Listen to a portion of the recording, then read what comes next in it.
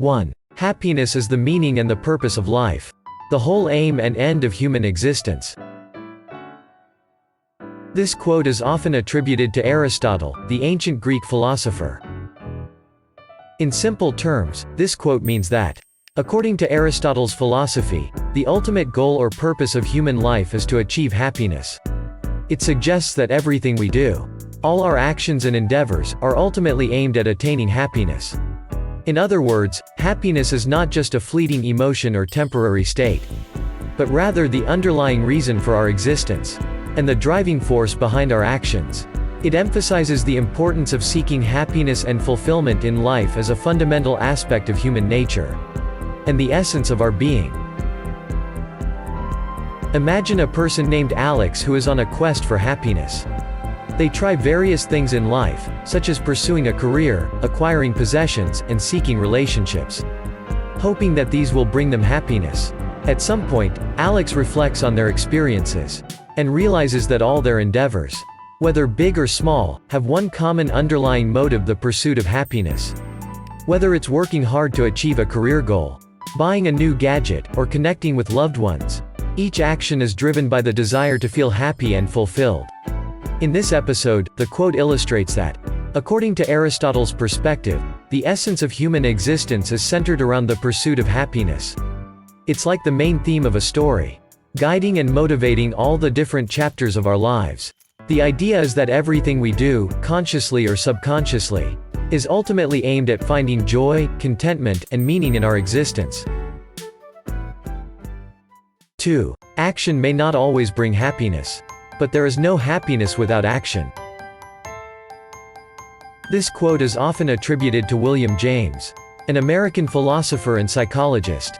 In plain English, the quote means that while taking action doesn't always guarantee happiness, you cannot experience happiness without taking action.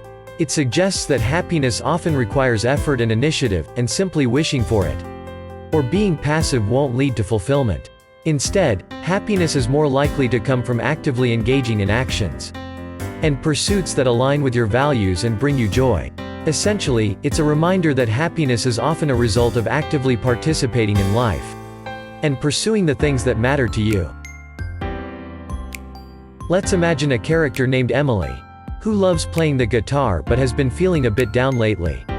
One day, Emily hears the quote, "Action may not always bring happiness. But there is no happiness without action." Feeling inspired, Emily decides to take action to bring more joy into her life. Instead of waiting for happiness to come, Emily picks up the guitar and starts playing favorite tunes. Initially, it's a bit challenging, and not every moment is filled with happiness. However, as Emily practices more, learns new songs, and even joins a local music group, a sense of accomplishment and fulfillment grows. Through these actions, Emily not only improves their guitar skills, but also discovers the happiness that comes from doing something they love. The quote comes to life for Emily. It's not just about waiting for happiness to magically appear, but about actively doing things that bring joy and fulfillment. The story illustrates that while the journey might have some ups and downs, taking action can lead to a happier and more satisfying life. 3. The foolish man seeks happiness in the distance. The wise grows it under his feet. This quote is attributed to James Oppenheim, an American poet and novelist. In simple terms, this quote means that, while foolish people constantly seek happiness in distant places or future events, wise individuals understand that true happiness comes from within and can be cultivated in the present moment. Instead of chasing after elusive ideals, or waiting for external circumstances to change, wise people focus on nurturing happiness through their actions, mindset, and daily experiences. Essentially, it's about recognizing that happiness is not something to be found elsewhere, but something that can be created and nurtured in the here and now, right under one's feet. Imagine two friends, Alex and Sam, who both want to find happiness. Alex, the foolish one, believes that happiness is something to be found in distant places. They constantly dream about traveling to exotic locations, acquiring expensive possessions, or achieving certain milestones, like getting a promotion or finding a perfect partner. However, despite all their efforts, Alex never feels truly happy. because they're always looking for happiness outside of themselves, in things that are beyond their control or haven't happened yet. On the other hand, Sam, the wise friend, understands that happiness is something that can be cultivated in the present moment. Instead of seeking happiness in distant places or future events, Sam focuses on finding joy in everyday life. They appreciate simple pleasures like spending time with loved ones, pursuing hobbies, enjoying nature, and practicing gratitude. Sam understands that true happiness comes from within, and is something they can actively create by appreciating the small joys and blessings in life. Over time, while Alex remains discontented and constantly chasing after elusive happiness, Sam finds genuine fulfillment and contentment in the simple moments of everyday life.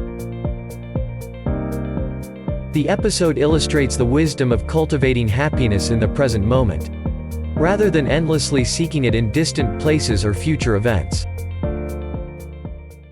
4. Happiness is not something ready-made. It comes from your own actions. This quote is often attributed to the 14th Dalai Lama, Tenzin Gyatso. In plain English, this quote means that happiness isn't something you find ready-made or handed to you by someone else. Instead, it comes from your own actions, what you choose to do, how you think, and how you react to the world around you. It suggests that happiness is within your control, and can be cultivated through your own efforts and behaviors.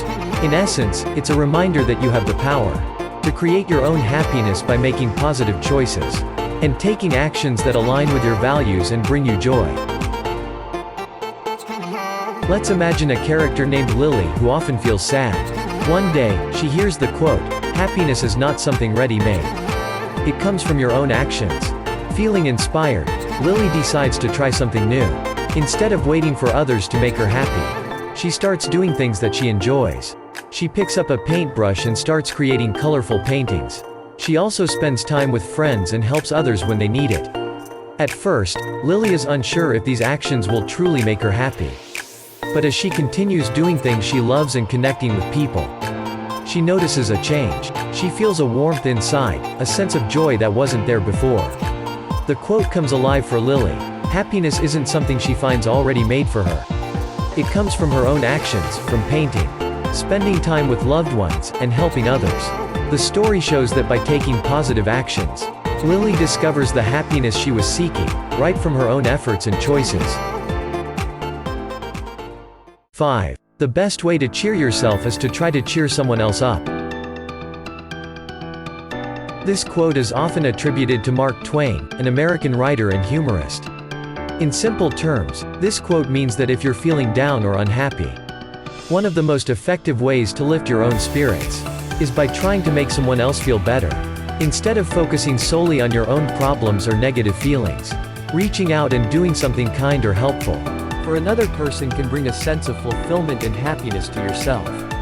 Essentially, it suggests that by spreading positivity and kindness to others, you can also uplift your own mood and find joy in making a positive impact on someone else's life. Let's imagine a character named Sarah, who's feeling sad because she had a tough day at school. When she gets home, she remembers a quote she once heard. The best way to cheer yourself is to try to cheer someone else up. Sarah decides to try it out. She sees her younger brother, Alex, sitting alone and looking upset because he lost his favorite toy. Instead of dwelling on her own problems, Sarah sits down next to Alex and starts telling him funny jokes and stories. She even helps him look for his toy. As Sarah focuses on making Alex feel better, she notices something surprising happening. She starts to feel happier too. Seeing her brother smile and laugh brings a warmth to her heart that she hadn't felt earlier. By trying to cheer up someone else, Sarah finds that she's also cheered herself up in the process. The story illustrates the quote's meaning. When you're feeling down, helping someone else feel better can lift your own spirits too. By spreading kindness and positivity, you not only brighten someone else's day, but also find happiness and fulfillment yourself. Thanks for watching this video. If you liked this video, then please give it a thumbs up, subscribe, share it with your friends.